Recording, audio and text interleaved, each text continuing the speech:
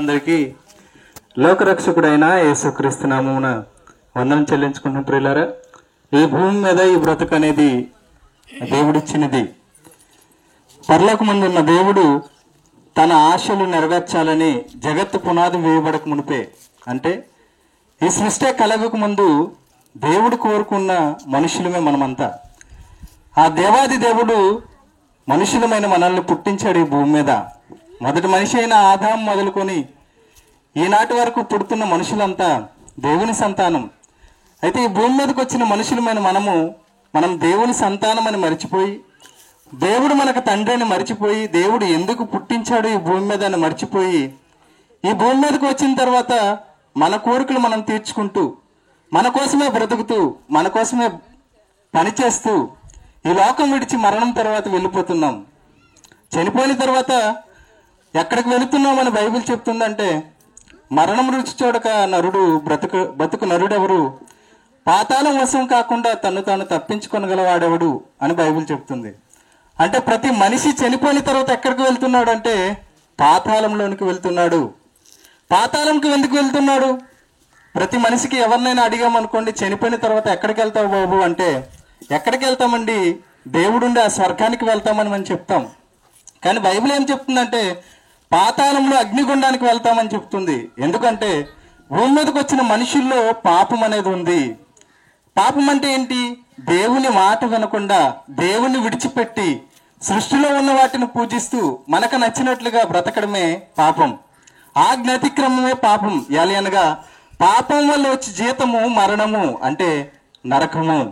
ప్రతి మనిషి చనిపోయిన తర్వాత ఈ పాపం వల్ల ఎక్కడికి వెళ్తున్నాడంటే దేవుడున్న స్వర్గానికి వెళ్లకుండా పాతాళం అనే అగ్నిగుండానికి వెళ్తున్నాం. అగ్నిగుండంలో ఏం జరుగుతుంది? అక్కడ ఏడుపును, పండ్లు కొరుకుటీను ఉండును. ఎల్లప్పుడూ అగ్నిగుండంలో కాలుతుంటారంట. మరి అక్కడ వెళ్ళిన తర్వాత అరుస్తూనే ఉంటారు. ఎందుకంటే అగ్నితో కాల్చబడుతున్నా చనిపోకుండా కొన్ని కోట్ల సంవత్సరాలు మనం ఉంటామండి. మన బ్రతుకు ఈ భూమి మీద 60-70 సంవత్సరాలు. కానీ మనం చనిపోయిన తర్వాత ఉండే ఆత్మకు ఉండే ఆ జీవితం చాలా ఎక్కువ. అది అనంతమైనది, దానికి లెక్క లేదు. అటువంటి శిక్షలోనికి ప్రతి మనిషి వెళ్ళిపోతున్నాడు. ఎందుకు అంటే, ఇదిగో మనిషి భూమి మీదకి వచ్చిన తర్వాత కలిగించిన కన్న తండ్రిని పక్కన పెట్టి ఈ భూమి మీద ఉన్న ఆశల వైపు, ఈ లోకాశల వైపు వెళ్తున్నాడు. బైబిల్ చెప్తుంది, లోకంలో ఉన్నదంతయు నేత్రాస, శరీరాస, జీవపు డంబము. అంటే ఈ పైనున్న ఈ దేహంకున్న ఆశల కోసమే బ్రతుకుతున్నాం, మరణించి నరకానికి వెళ్ళిపోతున్నాం. మరి అటువంటి శిక్ష నుంచి ఎలా తప్పించుకోవాలి? మనంగా తప్పించుకోగలమా? మనకు వచ్చే ఏదైనా ఒక రోగాన్ని అయితే మన మందుల ద్వారా నయం చేసుకోవచ్చు. మన ఒంటి కంటే ఒక మురికిని ఒక సబ్బు ద్వారా నయం చేసుకోవచ్చు, లేదా క్లియర్ చేసుకోవచ్చు. కానీ పాపాన్ని ఎలా తీయగలం అంటే, దేవాది దేవుడే భూమి మీదకి వచ్చి మనుషులందరి కోసం ప్రాణం పెట్టి రక్తం కారిస్తే తప్ప, దాని వల్ల విశ్వాసం ఉంచితే తప్ప మనిషికి పాపం అనేది పోదు. రక్తం ద్వారా పాప క్షమాపణ అనేది జరుగుతుందన్న సంగతి అందరికీ తెలుసు. అందుకోసమే చాలా మంది మన పురాతన కాలం నుంచి బలులు అర్పిస్తూ ఉంటారు. ఎందుకు అర్పిస్తారంటే, జంతువుల యొక్క, కోడ్ల యొక్క రక్తం వల్ల మన యొక్క పాపం పోతుంది అన్న విశ్వాసమును బట్టి. అయితే వాటన్నిటిని రద్దు చేసి యేసుక్రీస్తు మహానుభావుడు మనం చేసే పాపాలు అధికమవటం వల్ల దానిని ఆపివేసి, ఇదిగో నేనే బలైపోతున్నాను ఒక్కసారి అని భూమి మీదకి యేసుక్రీస్తు ప్రభు గారు వచ్చారు. మనుషులందరి కోసం తన ప్రాణం పెట్టాడు, రక్తం కార్చాడు, మరణించి సమాధి చేయబడి తిరిగి లేచాడు. భూమి మీద మనిషికి మరణమే ముగింపు అనుకొని బ్రతుకుతున్నాం. కానీ మరణం తర్వాత మరో బ్రతుకుందని, మరణించిన తర్వాత మళ్ళీ మనం సజీవులుగా లేస్తామని యేసుక్రీస్తు ప్రభు గారు 3వ దినం తిరిగి లేచి చెప్పాడండి. యేసుక్రీస్తు పరిశుద్ధుడిగా, పవిత్రుడిగా, ఏ పాపం ఎరుగక ఆయన ఈ భూమి మీద 33.5 సంవత్సరాలు బ్రతికి, ఆయన పుట్టించిన పిల్లలమైన మనమంతా తప్పులు చేస్తుంటే వాటి నుంచి క్షమించి మనకు పరలోకం ఇవ్వాలని ఆయన మన కోసం ప్రాణం పెట్టాడు. చూడండి, మన ఇంట్లో ఉండే పిల్లలకి ఏదైనా ఒక అనారోగ్యం వచ్చిందనుకోండి, తల్లిదండ్రులుగా మనం బాధ్యత తీసుకుంటాం.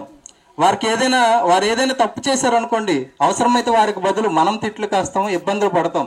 ఎందుకంటే తల్లిదండ్రులుగా, రక్త సంబంధులుగా మనం బాధ్యత తీసుకుంటాం. అలాగే దేవాది దేవుడు స్వర్గములో ఉన్న ఆయన మనందరికీ తండ్రి, మనందరికీ ఆయన పుట్టించాడు గనుక మన బాధ్యత ఆయన తీసుకున్నాడు. అందుకోసమే భూమి మీదకి వచ్చాడు, ప్రాణం పెట్టాడు, రక్తం కార్చాడు. అయితే ఆయన చెప్తున్నాడు, నమ్మి బాప్టిజం పొందినవాడు రక్షింపబడును, నమ్మని వానికి శిక్ష విధింపబడును.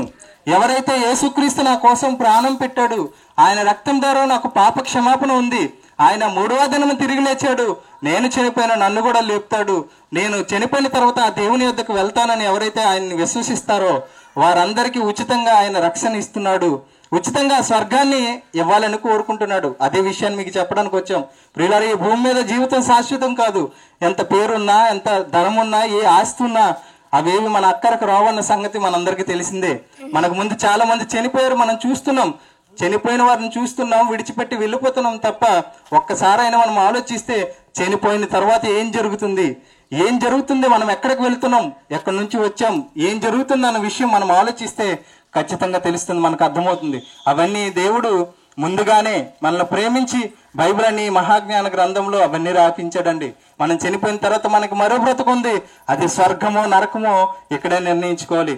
వాటన్నిటి గురించి రక్షణ మనకు అనుభవం కావాలంటే ఖచ్చితంగా యేసుక్రీస్తు ద్వారా మాత్రమే అది సాధ్యమవుతుంది. ఎందుకంటే ఈ భూమి మీద పరిశుద్ధుడు, పవిత్రుడు, పాపం లేని దేవుడు అంటే ఎవరైనా ఉన్నారంటే ఆయన యేసుక్రీస్తు ప్రభు ఒక్కరే. పాపులమైన మనందరి కోసం ప్రాణం పెట్టిన దేవుడు ఎవరైనా ఉన్నారంటే ఆయన యేసుక్రీస్తు ఒక్కరే. కాబట్టి ఆలోచించండి. మేము చెబుతున్న విషయాలు మా మాటలు కాదండి, ఇది బైబిల్ అని ఈ గ్రంథంలో రాయబడ్డాయి. బైబిల్లో రాయబడ్డ ఈ మాటలన్నీ దేవుని మాటలు.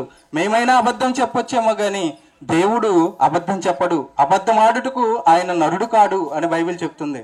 కాబట్టి ఈ మాటలు మేము చెప్తున్నామంటే ఖచ్చితంగా దేవుడైతే సత్యవంతుడు కనుక ఆయన సత్యమే చెప్తాడు. ఆయన చెప్తున్నాడు, యేసుక్రీస్తు ప్రభు భూమి మీదకి వచ్చి నన్ను నమ్మండి, నా ద్వారా మీకు మోక్షం ఉంది. యేసు అంటున్నాడు, నేనే మార్గమును సత్యమును జీవమును, నా ద్వారా తప్ప ఎవరు పరలోక రాజ్యం వెళ్ళలేరు.